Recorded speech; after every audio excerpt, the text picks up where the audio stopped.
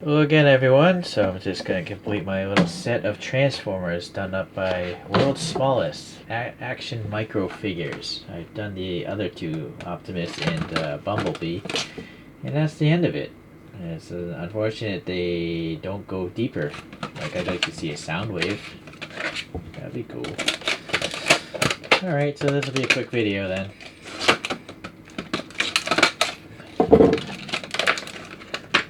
Weird to take something out of packaging and it's in a miniature form of packaging. But what's nice about this miniature packaging is you can actually take it out of here. So, not sure what the 100 is there. Maybe that's the 100th World's Smallest action figure. As you can see in these photos, you got Teenage Mutant Ninja Turtles, you got some movie monsters, you got He-Man, you got Power Rangers, and Stan Lee I see there, so maybe they'll come out with a bunch of Marvel characters. You know, Spider-Man would be a logical one, but the Hulk would be interesting because he's a big creature.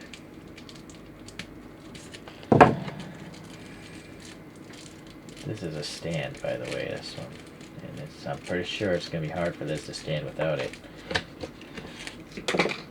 Well, let's see if it can. Let me get this display out of the way. No, it seems to be back heavy. See, the feet even they're forward of the back of the leg. So there's just a little hole there for the bottom of the foot. And let me get this on the stand first. I think I just broke it. I just broke that peg off. So be mindful of that. The tolerances here are not well engineered. It's just I have to glue that on later. Alright. Well, it's sky blue. I don't think this robot comes with sky blue, does it? And the red is poorly painted. It's not very well done. This is the body, I think, is like an off-white color. Maybe even could call it gray. The head has almost no details other than the red eyes. And then, yeah, I see here. It's nice that it has the Decepticon logos, though, and this red stripe is nice, but there just isn't enough red here. It's like they ran out of paint or something, you know? They didn't even put any on the sides here. So, pretty weak effort, actually. Not very good at all.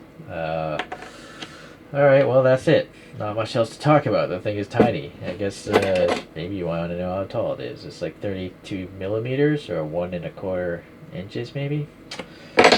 I'm gonna, I guess, just use poster putty to put this thing down.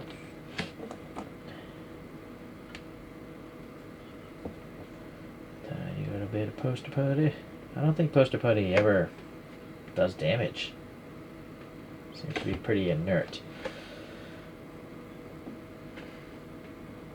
Alright, so, yeah, that's gonna work. Look how far back it leans. Alright. I'm not sure why that Windows 11 doesn't hide the toolbar. Here's Bumblebee. Doesn't need to use the foot stand. And then Optimus definitely needs to use the foot stand. But, oh, see, look, it's even stressing out the hole. So this is poorly designed. That hole should be bigger, or the peg should be thinner. Yeah, it's literally stressing out the hole. I don't know if you can see that. Sorry, the focus. Yeah, that's not good. Alright, well, that's it. It's kind of weird that they chose Starscream instead of Megatron. Right? That seems odd. Alright, I don't know.